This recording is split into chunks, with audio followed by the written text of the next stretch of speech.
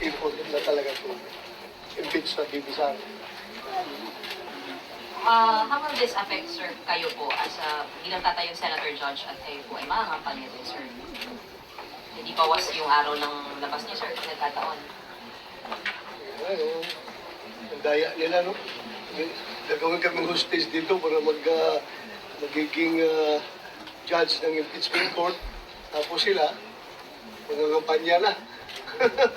Kami dito ngayon, 24 of us will be sitting as judges of the impeachment court. Sir, Hindi kami makapagpangampanya. Senator, paano kayo magiging impartial kung di ba friends kayo, malapit kayo sa mga Duterte? Paano kayo tatayo as impeachment court judge? Alam naman natin itong impeachment is a political exercise. But still, as a sitting judge, I have to maintain my political neutrality. I should be apolitical by this time. Once magsuot ako ng robe, pero hindi pa ako nakapasukat eh. So ano kami ng tuga? Robe para judge talaga ang dating. Pero Once suot ko na yan, I will have to maintain political neutrality. So kasi kayo ipagpapalagay na definitely hindi niyo ikukonvict si BP. Bahala na kayo kung ano iniisip ninyo. Basta ako, I will maintain my political neutrality. Maintindihan niyo yung magiging boto ko pagdating sa botohan. Tingin mo pwede mong ikatalo itong nangyayari ko dahil hindi ka makakalabas ng mga kampanya, sir? And you are, sir, nasa number 10 po kayo sa sir. Medyo alanganin, sir. Depende. Nakamahawa yung mga butante. Kawawa naman si Bato, hindi nagkapangampanya, tulungan lang natin ito. Ayun nag-judge si Bato sa impeachment court. Hindi nakaikot. Pero sir, may initial na pag-uusap yung mga senador tungkol dito sa possibility nga na mag-impeachment trial. May initial kayo mga pag-uusap.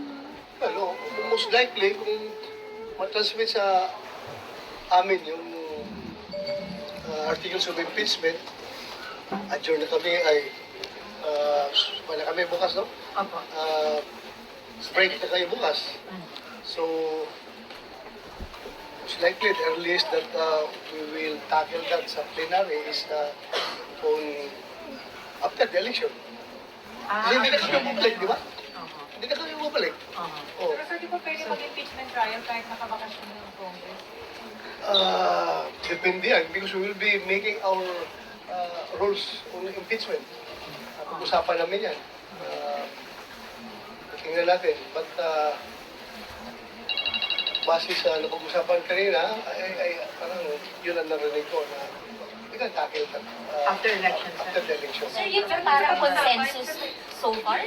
Yun po yung sentiment so far after the elections na itakan ito? One of the possibilities. Most likely. Kasi pagsawian na kami, starting bukas, punta na kami sa mga kanya-kanyang campaign sorties. Sir, sino Pero yung na kaming kuwan. Ha? Sino po yung nakausap niyo about that? Ay, kami mga kasamahan namin. Including SPG? Most likely, yun ang mangyayari. Including SPG, sir? Tanungin mo na siya mamaya. Ano yung informal na usapan, sir? Or nagkaroon ng formal meeting?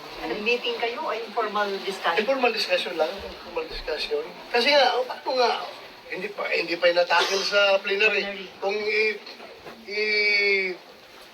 endorse nila yan sa amin ngayon, today, no, after the adjournment of this session. So, paano matakil sa plenary yan? Wala na kami session bukas. Pero sir, on the way na kasi from the house at medyo mahaba pa yung gabi. So, napag-usapan din ba yung possibility matakil niyo siya tonight? It depends.